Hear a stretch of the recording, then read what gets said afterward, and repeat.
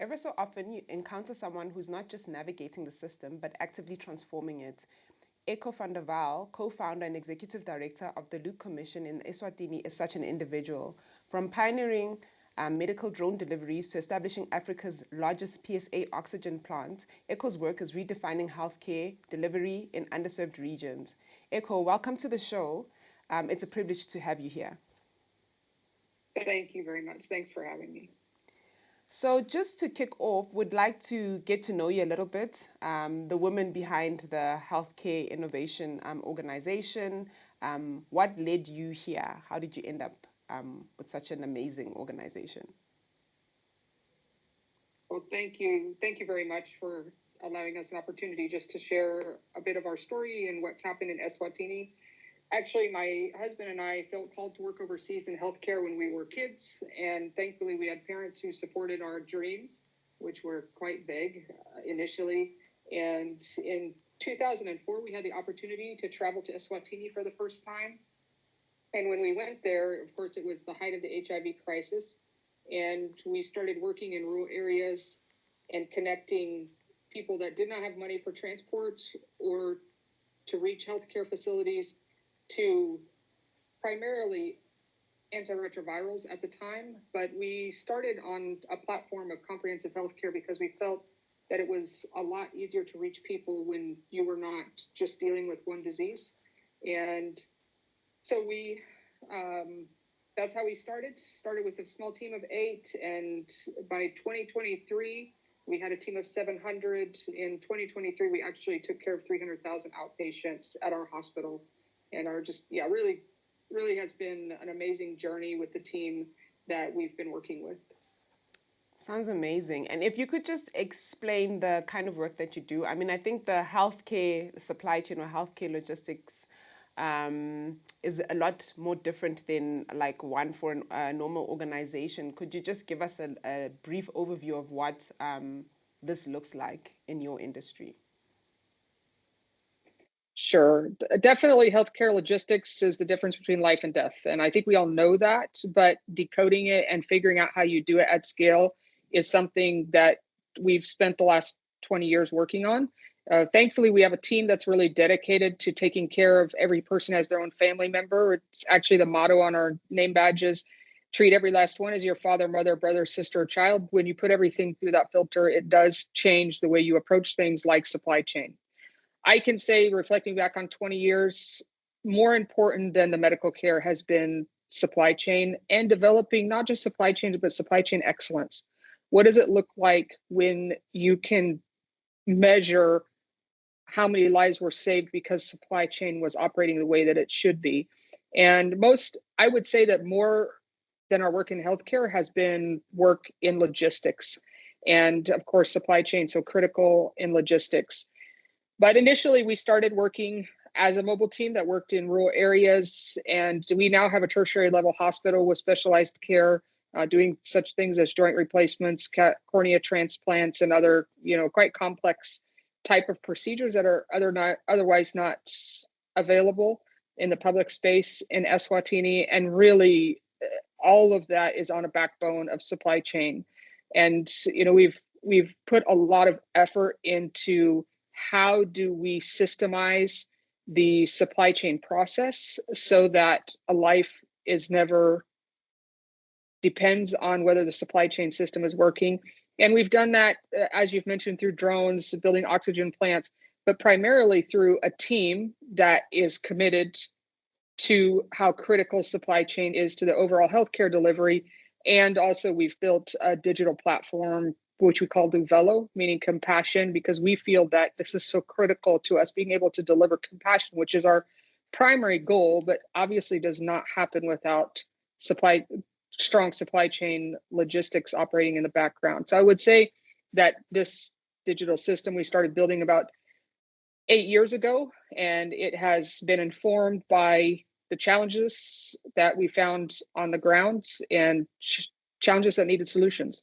And so building those in a digital platform that allowed us to scale to, in this case, 300,000 patients a year was really critical to the trajectory or growth of our institution. Yeah, I imagine that when you first started out, you had quite a few issues. What are some of the things that now that you've been in the game for quite some time that a lot of people get wrong when it comes to healthcare logistics in Africa? Well, you're asking me to step on a landmine right out of the chute, but to be frank with you, it's not that there are not solutions for controls available. In the African context, it's our will or desire for those solutions to work or those controls to work. And in our experience, when you have a dedicated team that sees how critical it is that supply chain works, because that's what ends up saving lives. Without supply chain, really, healthcare doesn't have a role. It can't even function without a robust supply chain system and controls. And I found it very interesting just to see the reaction to particularly the digital system. The nice thing about the digital system, it just depersonalizes the controls issue. So, you build the controls in the system and the system dictates that you follow those controls. And on one hand, people say this would solve so many challenges in Africa because it really just the um, programs the operation for success, whether it's healthcare, whether it's shipping, whether it's waste management. It can be for any sector because a majority of the functionality is not healthcare specific. There are obviously certain modules that are, but much of it is adaptable to any sector. But what I found interesting is that as much as people see that this is the solution for so many of our challenges in Africa, unfortunately, there's too much benefit from the system not working that's currently being used. And so it has been, we're a team that just a bit of background. I grew up in a very poor family and we didn't have access to healthcare. And so I personally know what it looks like to have family members who are ill and can't get healthcare. And so solving that for the most vulnerable was really, I would say, a lifelong passion for myself and my husband. So we were operating from really that like deep core of passion and compassion. And I've just found, that those aren't always the motivations why people are involved in the sector they're in. And that does determine whether the openness to building in controls that can actually change our whole trajectory. In my opinion, our trajectory in Africa can change. What I have found in my 20 years, there are plenty of resources on the ground in Africa. Unfortunately, of course, as we all know, there are reasons why those resources don't work to a maximal benefit for especially the most vulnerable. And so, hopefully, as technology continues to develop, as AI continues to play a role in bringing transparency and accountability to some of these spaces, we will see the potential in the African context that I believe is possible.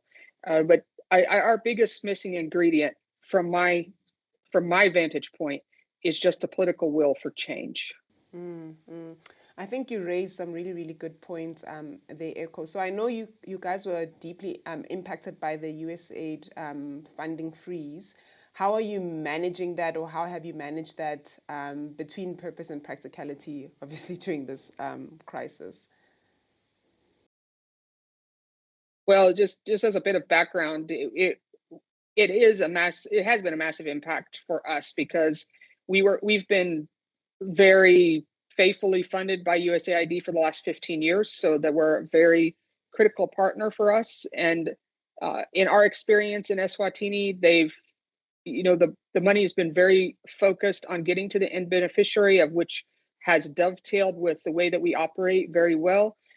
And we've been in a very trusted and faithful partnership now for 15 years. At the time when the USAID cuts came, we were getting about 5 million US dollars a year from the United States government. So that is obviously a tremendous impact, especially in a highly efficient entity that has learned how to stretch every dollar maybe significantly past what is normal.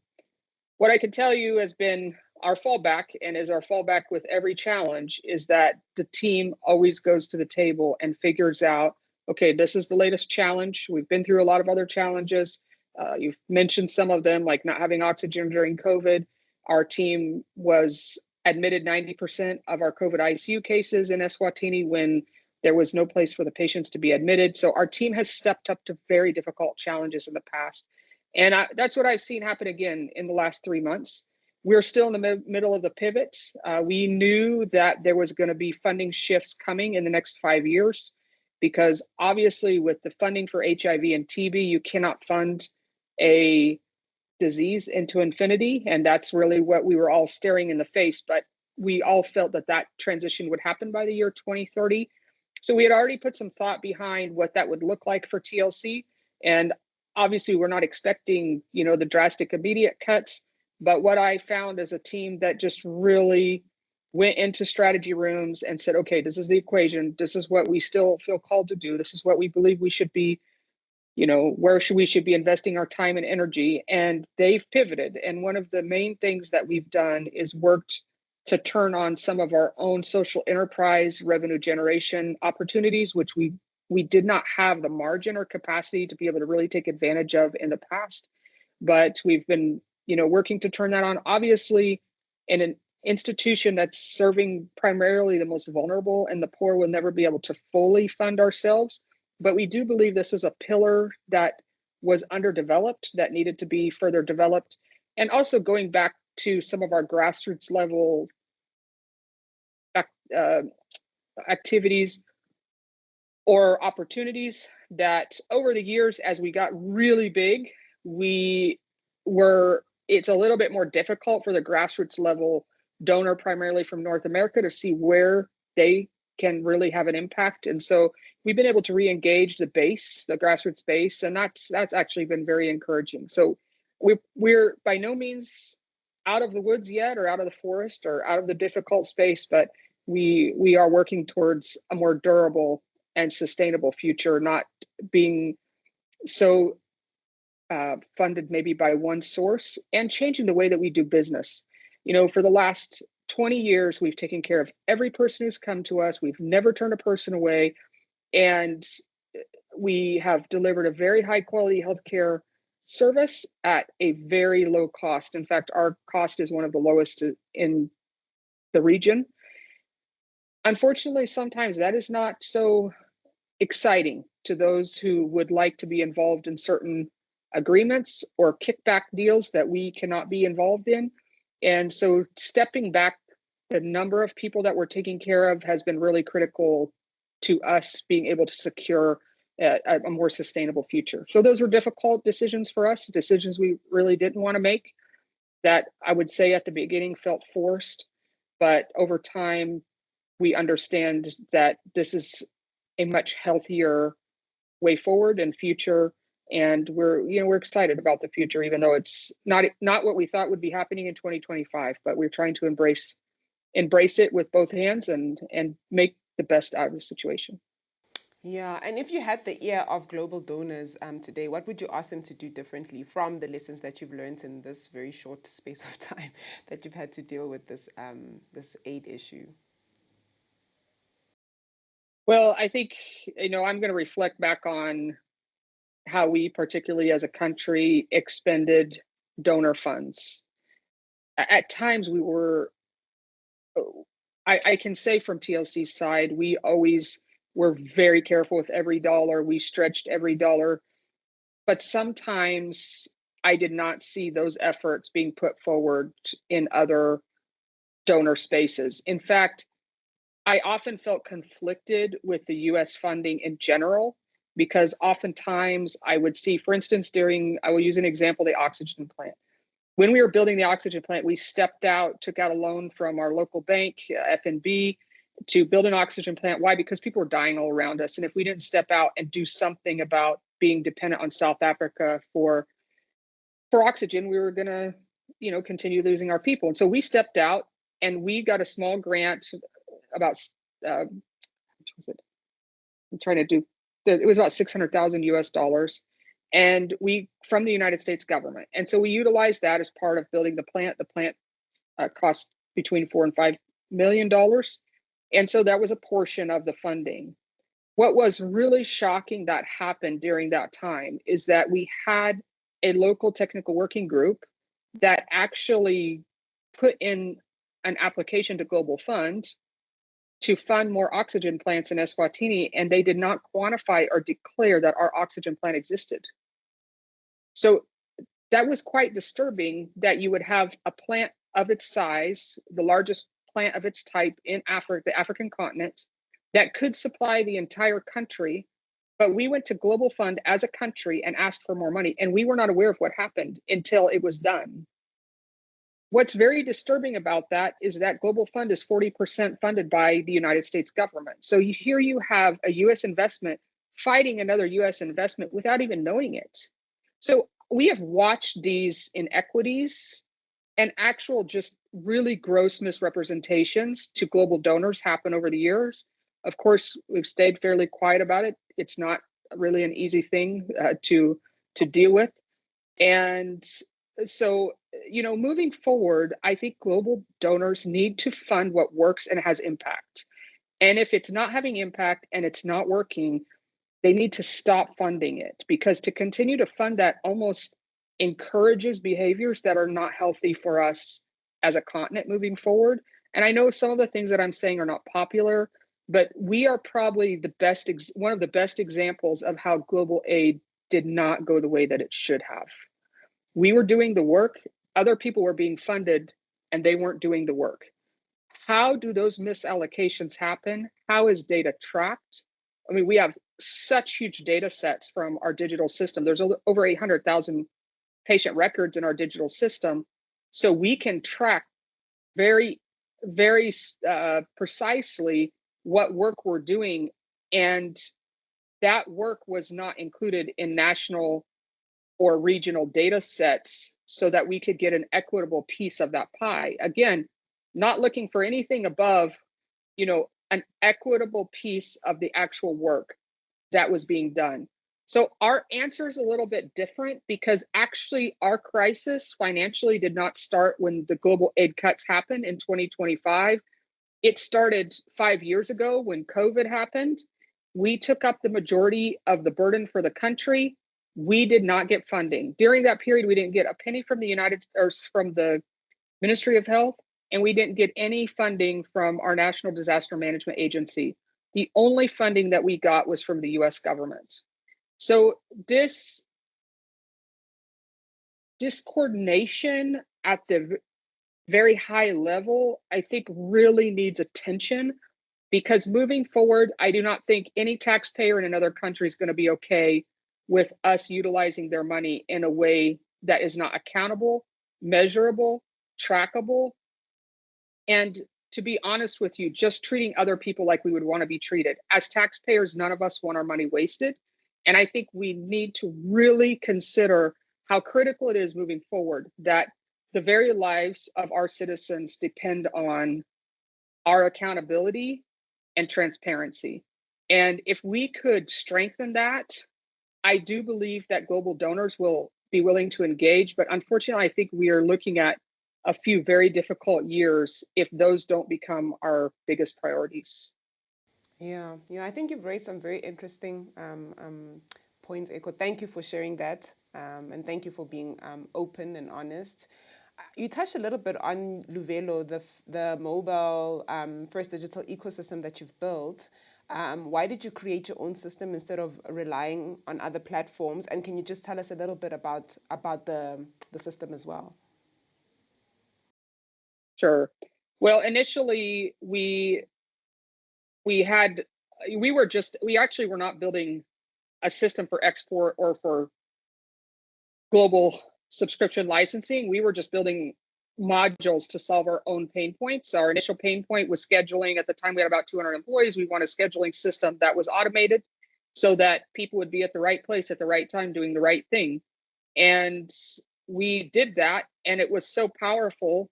Really, I think we solved 80% of our problems in that one module, because the biggest challenge that we see operationally in most units is that people don't know where they're, operationally, the right people are not at the right place at the right time doing the right thing. And so once we built that module and it solved so many pain points, we just building, what's our next biggest pain point? Build another module. And it was really a grassroots type of response to our own challenges. I would say that we looked at a lot of off the shelf systems.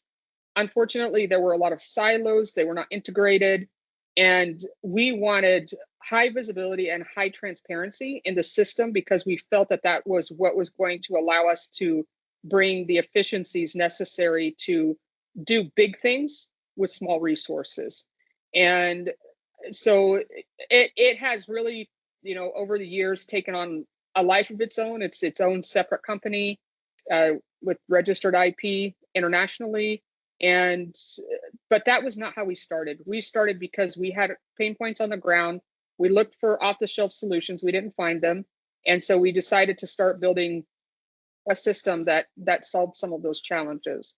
It has about 4 main pillars. One is supply chain. One is productivity, because even with supply chain being dialed in, we found that a lot of times people come to work and you don't know really what they're busy with, and you don't get the outputs that you need. So we have a pillar for productivity. We have a pillar for personnel, and it manages everything from performance reviews to contracts to renewals to the disciplinary process. The labor laws are built into the system for all of our sub-Saharan African countries, and being built in for even on other continents. There's interest in the system. And then the 4th pillar for us is the electronic health record system, but the other 3 pillars can stand alone. So some of our first customers have not been in the healthcare sector. And I think that there are a lot of sectors that are just looking to streamline supply chain and other typical business functions. Yeah, and what are some of the biggest lessons? Sorry, Echo. No, it's okay. Go ahead. What are some of the biggest lessons you've learned about applying high tech in a low resource setting? I'm guessing this is probably what encouraged or what inspired you introducing the tech. Well, I'll tell you, I've seen some amazing things happen. We are doing joint replacements for a fraction of the cost, and that is being driven by the digital system, because and orthopedic surgeries and other things that are just very difficult to attain at times, mostly because, for instance, with orthopedic surgery, there's not hardware. Why isn't there hardware? It has a high value. What does it happen once it gets into the system? It leaks out to the outside of the system instead of staying in the system. So just by being able to put in strong controls, we were able to solve really difficult problems. And that is energizing to a team that is very focused on solutions. And so, over the years, you just continue to see that pairing a dedicated team with the right technology allows us with minimal resources to be able to do things that have otherwise been elusive in a lot of the environments in the African context. And I believe that, in the next 5 to 10 years, with minor strong pivots, we can actually be a benchmark, not just for the African continent, but for other global contexts. And I look forward to seeing that happen, because I don't want Africa to be a victim, but a victor. I want to see us being able to do things that they're not doing anywhere else in the world. And I believe, obviously, technology and innovation is going to play a massive role in that. I'll be honest with you, we could not take care of the 300,000 patients I'm talking about. We would not have been able to hit 50,000 without the technology and innovations focus that our team has really embraced. And so when you see that type of exponentiation of effort, it just drives you to do more. Obviously, you don't do that without a team that's really bought in. And so we're really grateful, for that. I can just tell you that it hasn't happened without sacrifice for them. When the USAID cuts came, we could not make salaries for 3 months, and everyone came to work and everyone continued working. And so again, this has not happened because it's been easy. It's happened because of a dedicated and committed team. And it's far past, the initial vision, I would say, or seed that my husband and I pushed into the ground. But we've been able to do something as a group that we could have never done separately. And I think there's just something very invigorating about that for all of us. Yeah, I mean, the work you guys are doing is amazing. I wish you could come into all of the public hospitals in all of the various African countries. I mean, I'll even speak for South Africa. I think our public hospitals are just in shambles, and the kind of technology, or what you guys have managed to do with tech, some of the problems that you've been able to solve, I think would be amazing in that kind of space, which I think would solve a lot of the problems that people in that space are working in. Like, yeah.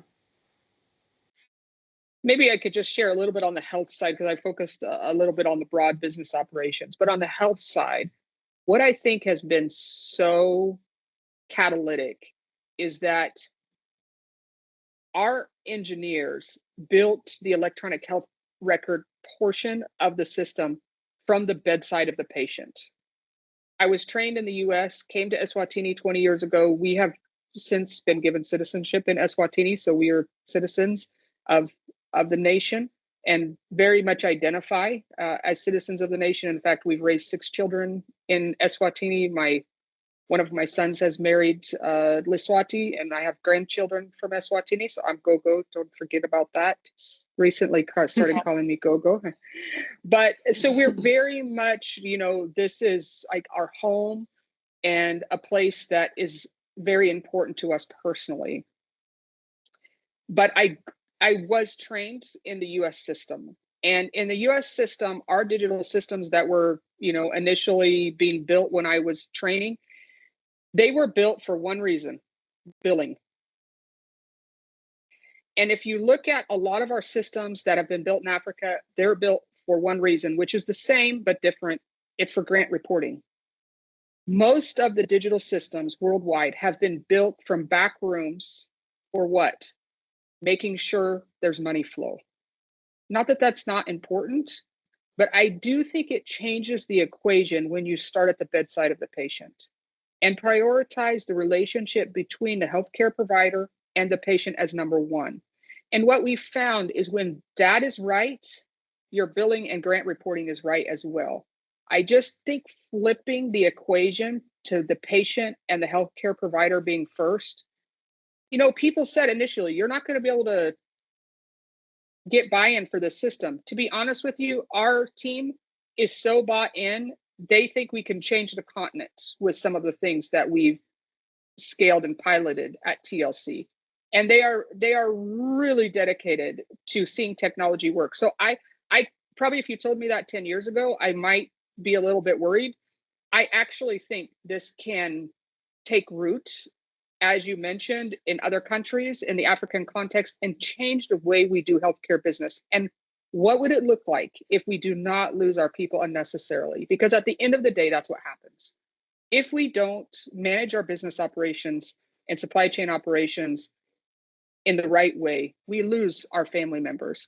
And I think just turning on that personal part of healthcare becomes so catalytic in bringing something different to the table.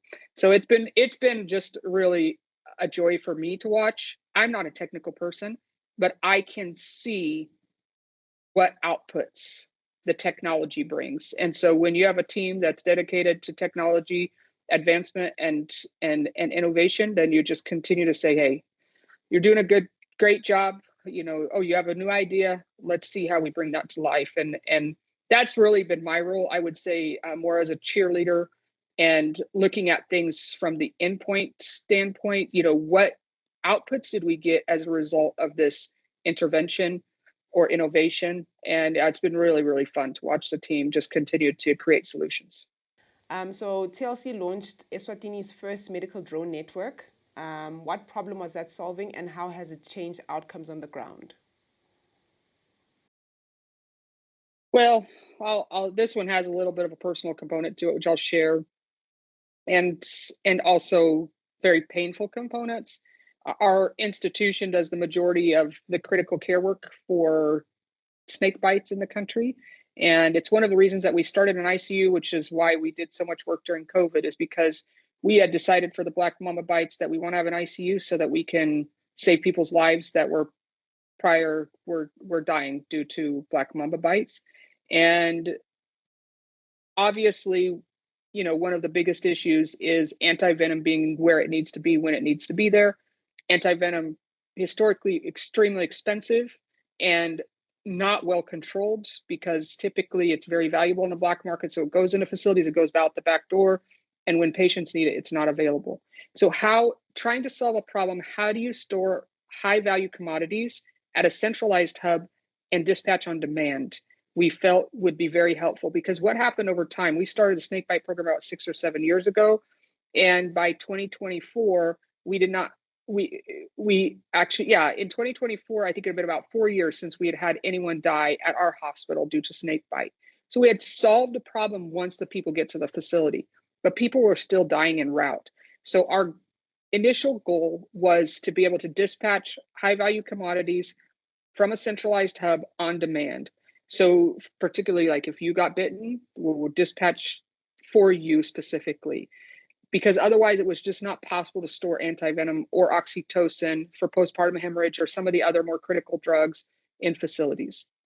What had actually happened about 13 years or 14 years ago was that one of my sons who works in Eswatini with us had seen this flying car at a conference and said, if we had that, because he used to work with us in the rural areas, he said, if we had that, we would be able to fly goods to rural communities. And, you know, of course, he's a kid. We just kind of listened to his dreams.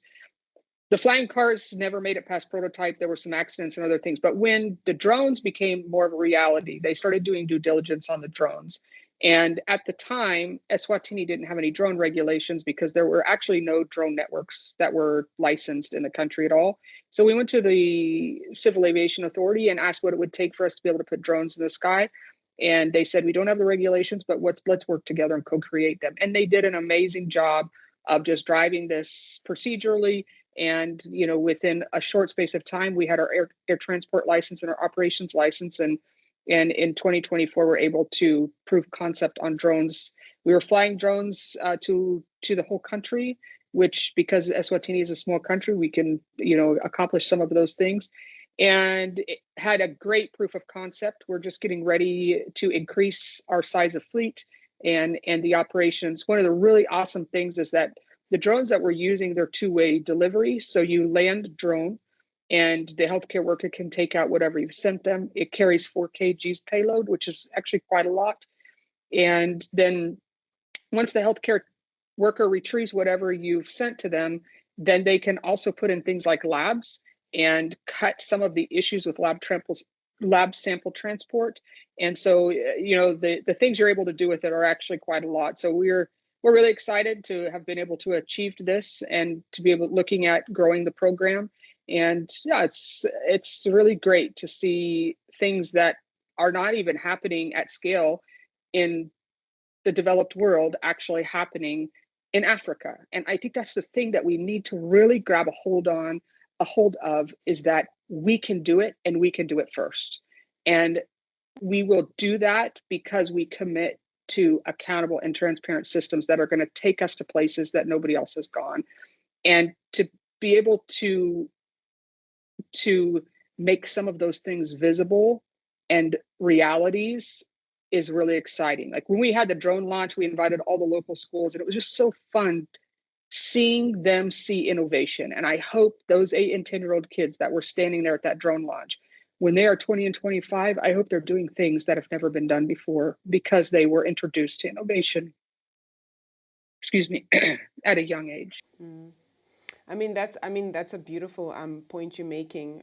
So that, like, basically saying that Africans should believe that they are able to solve their own problems or come up with innovations that they can sell globally as well. They don't have to wait for it to kind of come from the West into this continent, which is amazing. I mean, in many ways, what I would say is, it sounds like you're right. You are running a compassionate, community first based business. How do you balance that with long-term operational sustainability? Well, that's some of the pivots that I talked about. We have been working on a diversified funding model moving forward, which is different than the funding model we've used in the past. For the first 20 years, we didn't charge a patient a penny for anything we've done. Moving forward, we have worked to stratify the people who come to our facility. So if they have medical aid, they use their medical aid. If they're able to pay, they pay. And we reserve funding through service level agreements or public-private partnerships for the most vulnerable. This is a pivot we've needed to make for some time, and we were able to make as a result of the USAID funding cuts. It was just a time that allowed the pivot to happen. And so, one way is that we use social enterprise revenue generation opportunities, like I've mentioned.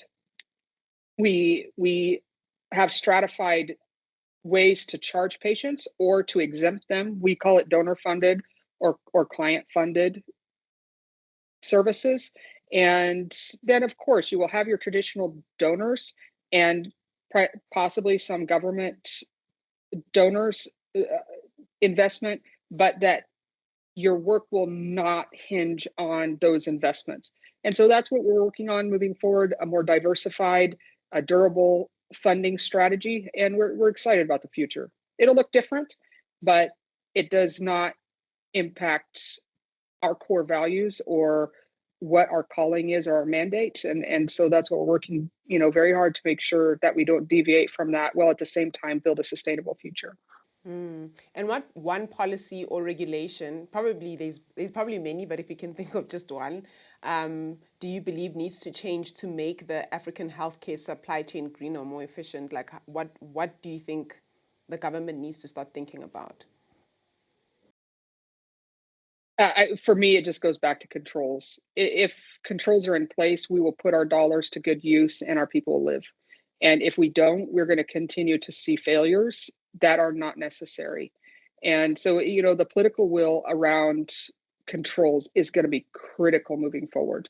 And I have pondered this in the last 3 months, because I believe that for some of us, controls and accountability is a way we want to live. For me, it's about putting my head on the pillow at night with no regrets and no concerns about what somebody may find out in 10 years. That's the way I want to live. I don't want to put my head on the pillow worried about anything from an accountability or transparency standpoint. So that's what drives me. But I believe as AI gets more prominent, for instance, in our procurement system, we use AI now. It checks every procurement for us to see if it's in acceptable ranges. I mean, we didn't have that 6 months ago. That brings a whole nother level of accountability to our procurement system, which is so critical for us stretching every resource further. And so I've pondered this question that you've asked in the last 3 months, since we've had such drastic changes in the global aid space. And what I realize is transparency and accountability may be something that some of us choose, but moving forward, it will be necessary for survival. And possibly the digital and technology advancements will actually bring that from a different angle, the political will necessary to be able to help us to thrive. Because I do not think it's Africa's position in this world to survive. I believe Africa can thrive, and I believe the tools are already in the continent, and we need to take the courageous steps to bring about the reform and change that we all know is critical for the continent. So I'm excited about that. Is it easy? No, it's very difficult. I could just tell you that, TLC, we suffer at times by those who do not want reform. Sometimes they run smear campaigns in the media. They've done that. They did that again in March. When the government was passing budgetary line items for TLC, they became very strong in the press to try to block that. So it doesn't mean that you're not going to have to stand up to some things that are difficult and take some pain. But that pain for me is short term when you think about the long term gain. You know what I think about? I think about people, kids who are growing up without their parents unnecessarily. There is absolutely nothing that can replace their parents in this world. And it should be something that all of us in supply chain are driving for, to bring supply chain to a level of accountability and controls that will actually ensure that children do not unnecessarily lose their parents. Unfortunately, that's the reality of what's happening, But I believe that things can be different in the next 5 to 10 years. And so I'm looking forward to, kind of standing in that painful space of speaking out in a respectful way for change and for the lives of the most vulnerable. Yeah, that's amazing. And I mean, I do believe what you're saying because 97% of your 700 plus staff is local. And capacity building is something that is a priority for your organization. And for you, what is the secret to building that kind of local team? It's interesting that you asked that question. It's hard to comment about yourself or why a team believes in a mandate or a vision or a mission. What I know has been really critical to us is that, especially the last 5 years, I'll be honest with you, have been very difficult, very, very difficult. As we have, the people have spoken with their feet. You don't do marketing to get patients to come to your hospital. They come to your hospital because there's something they want that you have. Typically for us, I would say it's built around two things: compassion and supply chain. We do not ever send patients to a pharmacy to buy medication. That is against our policies. So people know when they come, our supply chain is going to be strong. They're going to get the medications they need, the commodities they need. You will never find a patient going to a pharmacy to buy drip fluids, catheters, IV drip lines. Those things just would never happen in our context. So I think people come like you and I would.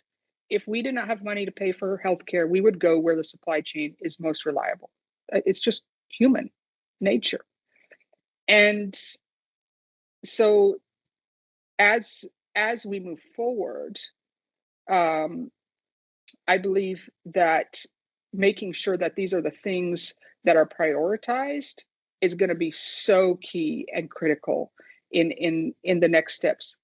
Sorry, just give me that question one more time. I got a little bit distracted. I hope you guys are going to edit. Yeah, don't worry about that. So I just want to understand how you've managed to the make local capacity building. Yeah. Okay. Yeah. So I would go back to, I believe that our team was really able to deeply connect to taking care of people like their own family members. That has been something that we have talked about and has been a driving force for us since day one. That what does it look like if I make decisions like this person is my family member? And so recently I've heard some, like more senior level people in our country have asked some of our staff that and said, I asked your staff, why do they stay when things are so hard? And especially 3 months without salaries, what should be happening? Strikes, violence, and all kinds of other things. We didn't have one strike, no violence, nothing, nothing.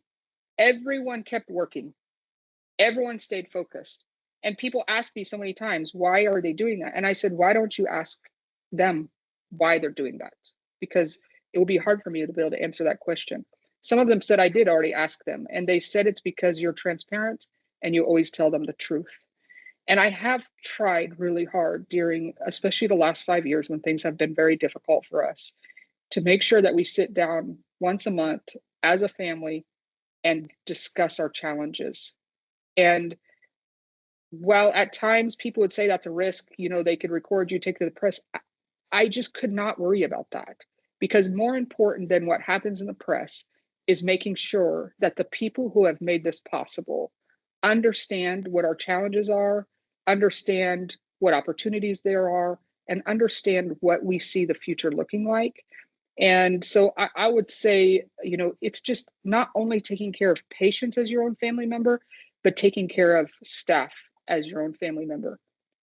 For me, transparency and knowing the information that I need to know to make good decisions, knowledge is power, has been critical.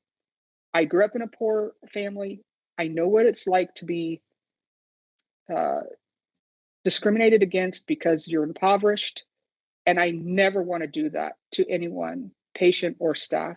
And I just think that maintaining that environment where people know they're being told the truth and they're being communicated what's going on, I hope that has brought comfort in difficult times. For me, it brings comfort in my own life. And I feel by just making that an organization wide expectation has brought comfort to them as well during the difficult times. That is amazing, Echo. So you're currently operating in a landlocked country with limited resources. What does cross-border cooperation look like?